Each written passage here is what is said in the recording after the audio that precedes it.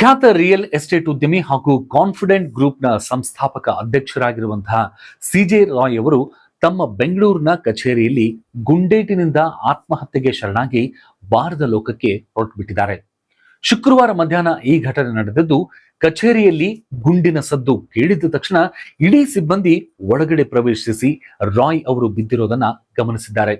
ತಕ್ಷಣವೇ ಅವರನ್ನ ಹತ್ತಿರದ ಆಸ್ಪತ್ರೆಗೆ ಕರೆದುಕೊಂಡು ಹೋದ್ರೂ ಸಹಿತ ಡಾಕ್ಟರ್ ಕೂಡ ಹೇಳಿದ್ರು ಅವರ ಪ್ರಾಣ ಇನ್ನಿಲ್ಲ ಅಂತ ಹೇಳಿ. ಅಂದ್ರೆ ಅವರು ಮೃತಪಟ್ಟಿರೋದಾಗಿ ಅಧಿಕೃತವಾಗಿ ಘೋಷಣೆಯನ್ನ ಮಾಡಿದ್ರು. ಪೊಲೀಸರ ಪ್ರಕಾರ ರಾಯ್ ಅವರ ಬಳಿ ಲೈಸೆನ್ಸ್ ಪಡೆದ ಬಂದೂಕು ಇದ್ದು ಅದರಿಂದಲೇ ಗುಂಡೇಟು ಸಂಭವಿಸಿದೆ ಅಂತ ಖಚಿತವಾಗಿ ಮಾಹಿತಿಯನ್ನ ನೀಡಿದ್ದಾರೆ.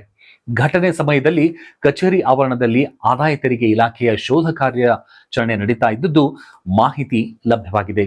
ಆದ್ರೆ ಆತ್ಮಹತ್ಯೆಗೆ ನಿಖರವಾದ ಕಾರಣ ಏನು ಅನ್ನೋದು ಇನ್ನೂ ಕೂಡ ಸ್ಪಷ್ಟವಾಗಿ ತಿಳಿದಿಲ್ಲ.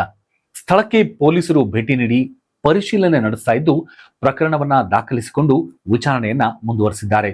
ಮೃತದೇಹವನ್ನ ಮರಣೋತ್ತರ ಪರೀಕ್ಷೆಗೆ ಈಗಾಗಲೇ ಕಳುಹಿಸಲಾಗಿದ್ದು ಅದರ ವರದಿ ಬಂದ ನಂತರವೇ ಅಂತಿಮ ತೀರ್ಮಾನಕ್ಕೆ ಬರಲಾಗೋದು ಅಂತ ಪೊಲೀಸರು ಕೂಡ ತಿಳಿಸಿದ್ದಾರೆ. ಕೇರಳ ಮೂಲದ ಸಿಜೆ ರಾಯ್ ಅವರು ದಕ್ಷಿಣ ಭಾರತ ಸೇರಿದಂತೆ ವಿದೇಶಗಳಲ್ಲೂ ವ್ಯಾಪಾರ ವಿಸ್ತರಿಸಿದ್ದ ಯಶಸ್ವಿ ಬಿಸಿನೆಸ್ ಮನ್ ಆಗಿದ್ರು. ಅವರ ಅಕಾಲಿಕ ನಿಧನವು ಉದ್ಯಮ ವಲಯದಲ್ಲಿ ಆಘಾತ ಮತ್ತು ದುಃಖಕ್ಕೆ ಕಾರಣವಾಗಿದೆ.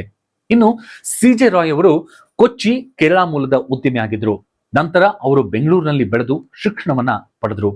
ಫ್ರೆಂಚ್ ಮತ್ತು ಸ್ವಿಟ್ಜರ್ಲ್ಯಾಂಡ್ ನಲ್ಲಿ ಉನ್ನತ ಶಿಕ್ಷಣವನ್ನ ಪಡೆದು PhD ಪದವಿಯನ್ನು ಕೂಡ ಪಡೆದಿದ್ರು. ಇನ್ನು ಕುಟುಂಬದ ಬಗ್ಗೆ ಮಾತನಾಡೋದಾಯ್ತು ಅಂತಂದ್ರೆ ಪತ್ನಿ ಲಿನಿ ರಾಯ್ ಅವರು ಹಾಸ್ಪಿಟಾಲಿಟಿ ಮತ್ತು ಗ್ರೂಪ್ ವ್ಯವಹಾರಗಳಲ್ಲಿ ಸಕ್ರಿಯವಾಗಿ ಪಾಲ್ಗೊಂಡಿದ್ರು. ಇಬ್ಬರು ಮಕ್ಕಳಿದ್ದಾರೆ, ರೋಹಿತ್ ಮತ್ತು ರಿಯಾ. ರೋಹಿತ್ ಕಂಪನಿಯ ಅಂತಾರಾಷ್ಟ್ರೀಯ ಬಿಸಿನೆಸ್ ಮತ್ತು ಡಿಸೈನಿಂಗ್ ವಿಭಾಗವನ್ನ ನಿಭಾಯಿಸ್ತಾ ಇದ್ದಾರೆ.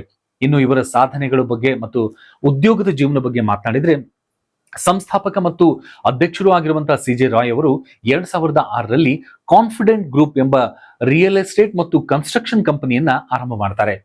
ಕಂಪನಿ ಬೆಂಗಳೂರು, ಕೊಚ್ಚಿ ಮತ್ತು ಮಧ್ಯಪ್ರಾಚ್ಯದ ವ್ಯಾಪಾರವನ್ನ ಮುಂದುವರಿಸಿಕೊಂಡು ಹೋಗ್ತಾರೆ. ದೊಡ್ಡ ಪ್ರಮಾಣದ ಯೋಜನೆಗಳು ಇವರ ಸದಾ ಕನಸಾಗಿರುತ್ತವೆ.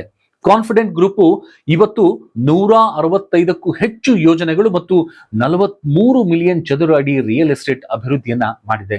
ಸುಮಾರು 15,000ಕ್ಕೂ ಹೆಚ್ಚು ಗ್ರಾಹಕರಿಗೆ ಮನೆಗಳು ಮತ್ತು ವಸತಿ ಪರಿಹಾರಗಳನ್ನ ನೀಡಲಾಗಿದೆ. ಬಿಸಿನೆಸ್ ಬಗ್ಗೆ ಹೆಚ್ಚಿನ ಆಸಕ್ತಿ, ವಸತಿ ಮತ್ತು ವಾಣಿಜ್ಯ ಆಸ್ತಿಯ ಅಭಿವೃದ್ಧಿ, ರೆಸಾರ್ಟ್, ಹೋಟೆಲ್ ಇನ್ಫ್ರಾಸ್ಟ್ರಕ್ಚರ್, ಶಿಕ್ಷಣ, ಗಾಲ್ಫ್, ರಿಟೇಲ್ ಮತ್ತು ಇಂಟರ್ನ್ಯಾಷನಲ್ ವ್ಯಾಪಾರಗಳ ಪ್ರದೇಶದಲ್ಲಿಯೂ ಸಹಿತ ಇವರು ತಮ್ಮ ಬಿಸಿನೆಸ್ ಅನ್ನ ಮುಂದುವರಿಸಿಕೊಂಡು ಹೋಗಿದ್ದಾರೆ.